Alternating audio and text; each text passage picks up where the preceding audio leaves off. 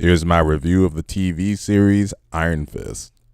I rewatched this show as part of my marathon of Marvel Netflix shows prior to Daredevil Born Again, 5 months ago.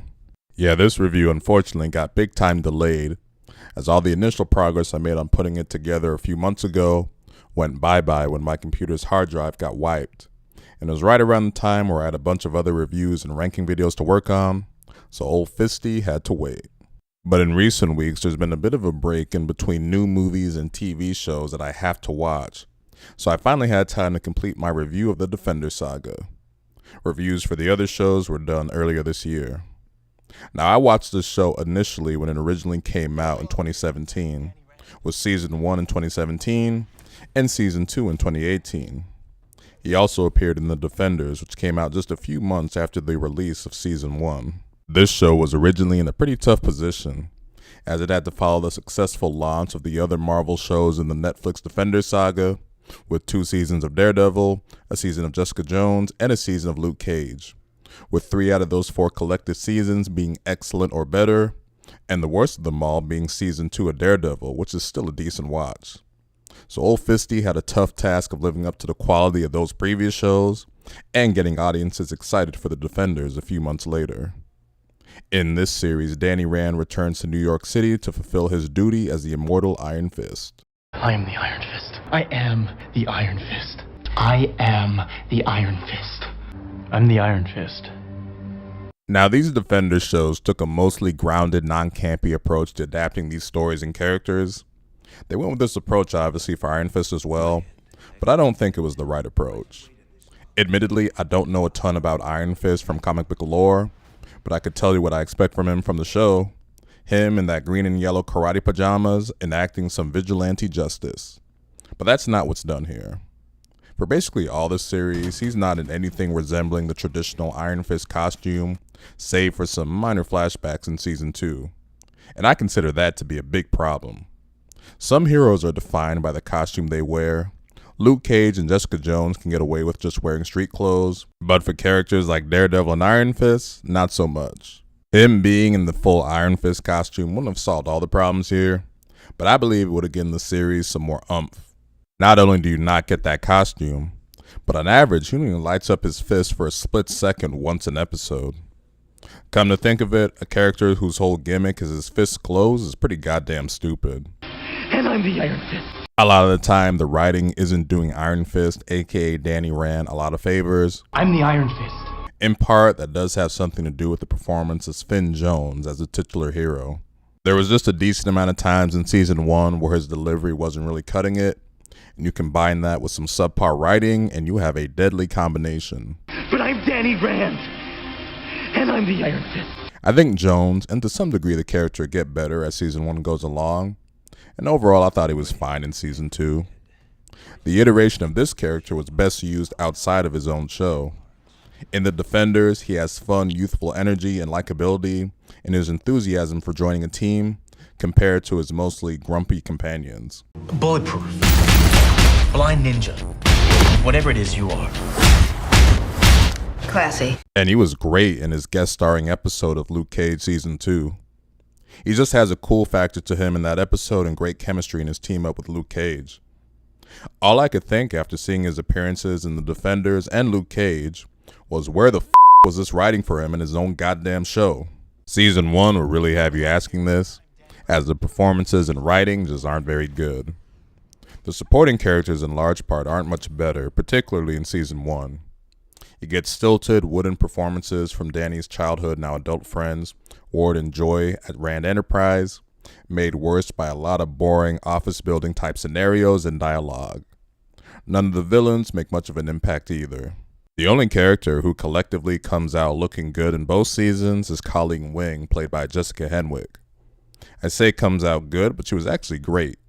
She was badass and well written. I may not have been crazy about Iron Fist as a character, but his scenes with Colleen brought out the best in him. They have a nice relationship which you see develop through both seasons. Colleen is another martial artist like Danny, and that's a lot of the kind of action you can get through this series.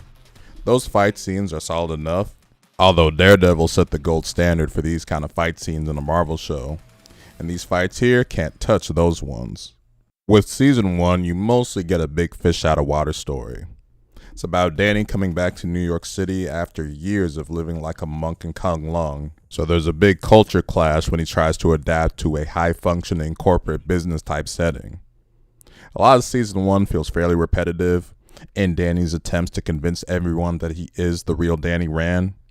But even once you get past that, there's a lot of boring office building type meeting scenarios that are just mostly a snooze fest. There's a variety of villains in season 1, all stemming from the Hand. I've been of the belief of this Hand stuff was the worst part of the Defender saga, and the way it's done here did nothing to change my mind. There is decent character stuff in the partnership of Danny and Colleen, as well as the times showing the complicated relationship Ward and Joy have with their father, now a member of the Hand.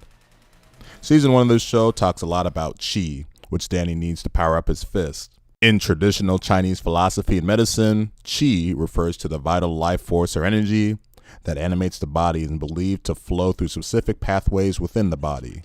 Yes, I did read that off Google. Well, season 1 of Iron Fist has negative qi.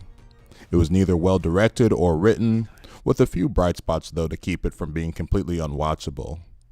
Unfortunately, I gotta say hell no to season 1 of Iron Fist. I am the Iron Fist. The hell does that mean? The character's next appearance is in The Defenders. I did a review for that series earlier this year. I did appreciate the improvements character-wise and writing-wise done for Danny after his subpar first outing. What's the deal with that fist? I'm the immortal Iron Fist. You what? Season 2 sees Danny in the middle of a triad street war while having his power as the Iron Fist stripped away.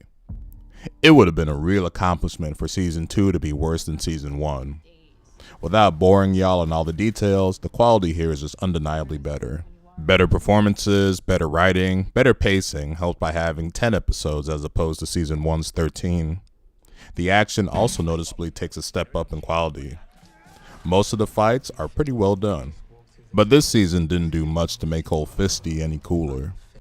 The big gimmick here is Danny having to deal with his power being stripped away and needing to prove he can be something without the fist. The problem is that we never got to see him fully realize as the Iron Fist. So we're seeing him take a step back before we ever got to see him take a step forward. His former friend Davos is the one who strips him of his power and uses it to become the Punisher, except with a glowing red fist. He's a fairly one-note villain, definitely not very entertaining. But when you see how extreme his methods are, you realize he does have to get stopped. The best thing about season 2 is the character Typhod Mary, played by Alice Eve. She's an assassin with a dissociative personality disorder. Think about Moon Knight if you remember what he was dealing with.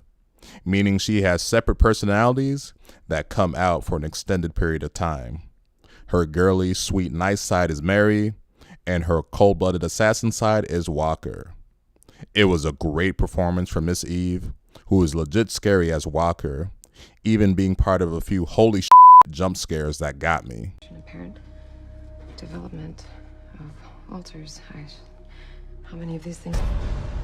I need you to stop touching my stuff. It's all still fairly mediocre by the standards of the best of these Defender shows. Not a great story, which thankfully they realized in advance and made this 10 episodes instead of 13. I'm thankful for all the notable improvements, but that can help me put this series beyond thinking it was in between meh and somewhat liking it. We should do this more often. Dinner out, a movie. Date night. Collectively, this was a fairly mediocre show. Its grounded approach doesn't capture the spirit of what an Iron Fist show should be, but even with all the problems the show had, I would still very much enjoy seeing the actor and character come back to a future Marvel project to ultimately be a cool redemption story, show the audience the true power of the immortal Iron Fist. I'm the immortal Iron Fist. I mean, they're bringing back Jessica Jones, so why not bring back Luke Cage and Iron Fist while they're at it? Apparently, Iron Fist has been featured in the animated Eyes of Wakanda series on Disney+. I haven't watched that series yet, and I don't know if it's Danny Rand that's featured there. But there's Iron Fist's latest appearance if you want to check that out. So that'll do it for this review of Iron Fist. If you made it to the end of this video, thank you for watching. Let's go. ironclad. It's Iron Fist. I know.